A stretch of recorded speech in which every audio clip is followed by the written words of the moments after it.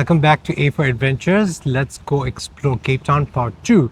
In our first video, we talked about 8 things that you can do in Cape Town. These are the next 8 things that you can do in Cape Town if you're visiting the first time or the second time and the third time and the many times that you've come here. This is the most beautiful city for a reason, and we are counting down with number 8. Number 8 on this list is the Table Mountain. This is something you cannot miss. As soon as you land in Cape Town, you will see this Table Mountain, which looks like a table, and on a day where it's super cloudy, you'll see the tablecloth over it as well. It is beautiful. We recommend taking the cable car up there, or you can hike as well. You can also do one-way cable car, one-way hike. It's up to you.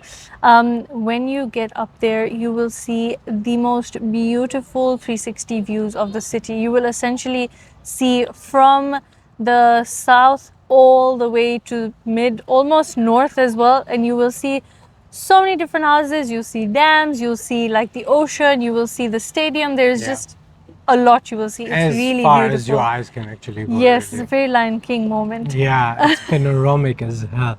And so it takes about 20 minutes or something like that to go up there. Yes. The challenge, of course, is the line that is there. So if you come in December, we found people have spent 4 hours in the line. No, that's like on a good day. That's a good day. So you can spend a whole day on it. And other times when it's really busy, it can go in 1 hour. Of course, as with everything, there's become VIP things as well. So you can pay more premium to skip the queue. You can book tickets online as well and pay for it. You get a free entry if you're South African on your birthday, which we have done. Yes, or if you're students. Or if you're students as well, that is visiting and living in South Africa. And it's a really great way to go up in the mountain itself. The cable car is very beautiful. And while you're climbing up, you can see the mountain itself and you can see the terrain of the mountain, which is so nice as well. Also, do you remember there were people hiking and we could see them like becoming smaller and smaller and smaller? Yeah, so the experience itself going up is very nice as well.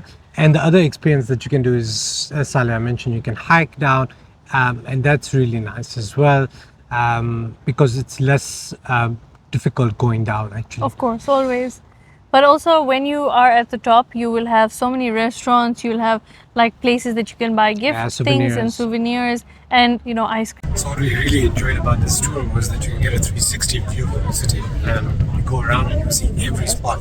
Literally. You can see Cape Point. What? So the lighthouse. Oh my god, I thought that was Green Point, yes. But because if you start from like where you get off the cable car, then you'll see the one end of Lionshead, and then you walk all around. You see that. You see all the way to Constantia, and you come around Campsway, everything all the way to the other side. It's very good. Every hour they have guided tours that you can take, and you can find them like next to all the seating area. It's quite cool actually. And the restaurants, yes. It's quite cool. We're having a very lazy day, and Ali doesn't feel like learning new things. I've learned a lot in my life already. But on any other day, we would take the guided tour. So we recommend that you do. If you are taking the cable car, we do recommend that you check the website before you go, because they'll tell you if they are running in the first place, but they will also tell you when the first and last cable cars up and down are. They will also tell you what the visibility is like on the mountain, because the one time we went, it was perfectly clear on the ground level, and then when we got up there was no visibility. You couldn't see anything. Beyond our arm was like, we couldn't see anything. And then obviously you feel sad, especially if you're visiting, like you only have the one chance and you know you want to make the most of it. It's so pretty. It's so pretty. We have hiked Lion's Head and the view from there is wow. Yes, but Table Mountain, when you hike you only see like a small section. But this is amazing. This is way above. This is amazing. Like we genuinely, I didn't expect this. But you can see everything. You can see Robben Island. You can see lions at the top of it. You can see the entire city. Harbor. Yes, you can see the sea. Coastline. You can see all the mountains in the background. It's amazing. It's amazing. So we just had the weirdest classroom type situation when we were coming down. Basically when we got on, there's a limit, right? There's a capacity to what every cable car can take. So the people, like lots of people got in, and then the operator said, no, you know, people need to come out because this is over capacity and we can't, it's obviously dangerous. I mean, and then he said like he told these small group to leave. They left 3 of them, and he said 2 more people that are extra that need to leave. People refused. And they were literally standing on the They like the refused. complete edge of the cable car. But get this, the worst part is, so there was this one couple with a child on a backy.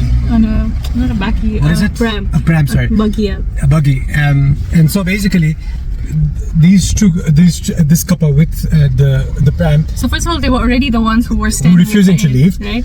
they get down. This guy says, okay, those who have a baby in a trolley, please stay because we're gonna go down further so that you can easily access it. Because when we come out, we go with the stairs, right? And you obviously can't take 5 flights down of stairs, of how many as they are, with a buggy. And again, this guy he basically goes away and acts like he didn't hear it. He completely ignored the man, and he was like And calling him and he told him that, okay, you're not, if you want to go down, you can go. And then the lady outside tells him, actually, that's what. And then he comes back, and it's so uncultured. It was so it was uncultured. just so unnecessary as well. Like if somebody, I don't know. I mean, if somebody who is literally working at the tourist destination that you're visiting, like the attraction, they know what they're talking about. They don't want to just make Just your life follow your difficult rules, for yeah. you, man. We were so shocked and honestly upset as well because it was very unnecessary and rude and Uncultured. yeah, just so don't do that, please. When you visit, don't. Respect. Yeah, it's not that hard. It's really not that hard.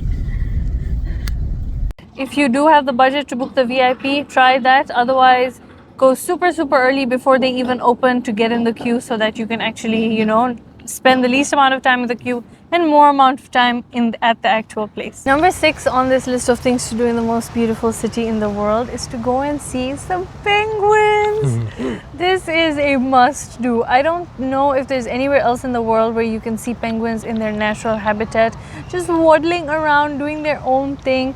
They'll jump into the ocean, they'll swim away, they'll jump out, they'll waddle. It's just the cutest thing ever.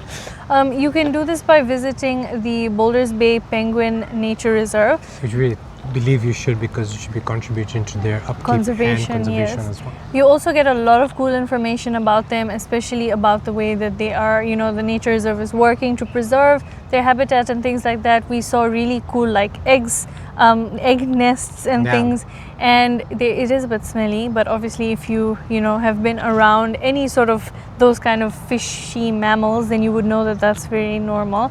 But I swear to God, one of the penguins was talking to me, okay, when we visited. It looked me in the eye and we had a conversation, which is just between the two of us. No, but it's really cute, and there are a lot of cute and nice beaches nearby you can swim at as well after you're done getting to know the penguins. It's so much fun and it's quite affordable. I think it's about $10 upwards depending on the option that you choose. Yeah.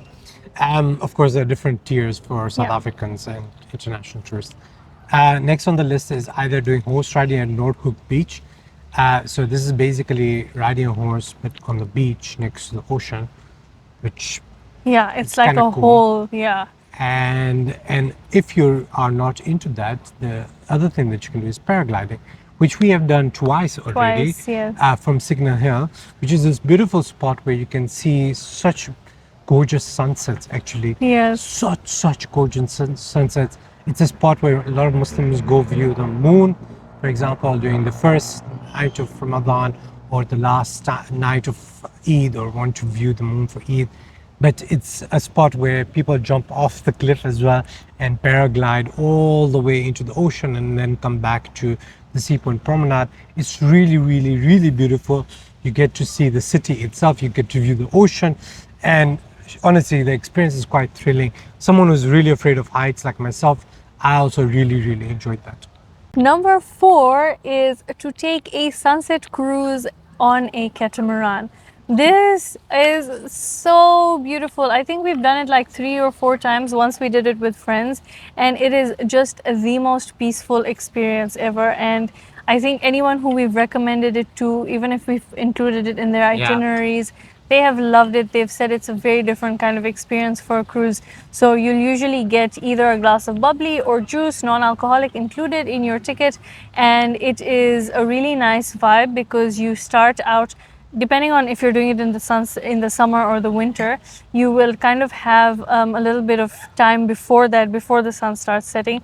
And you will be taking the boat from V&A Waterfront. you will actually be able to see the entire waterfront slowly becoming smaller, smaller, smaller, and then at some point there's nothing but ocean. And the one of the catamarans that we took actually had like this really beautiful net lining at You can the sleep on helm. it, yeah. It was the most peaceful. I was just looking up at the sky, and in my ears, all I could hear was the ocean and the waves. It is so, so nice. It's really romantic as well, but we even enjoyed it with our friends. I think it was Yeah. a lot of fun. Very peaceful. Always take a jacket. Always, always, even if it's summer, because when you go out into the ocean, it's very different terrain. There's nothing protecting you. The winds are obviously Yeah. much higher. So even in the summer, take a jacket because you will get chilly. There usually are snacks on board. And yeah, sometimes inside they'll be playing music and things, but you usually have the option of sitting either up or at the Yeah. bottom. Or you can go inside if you're feeling very cold as well. Yeah.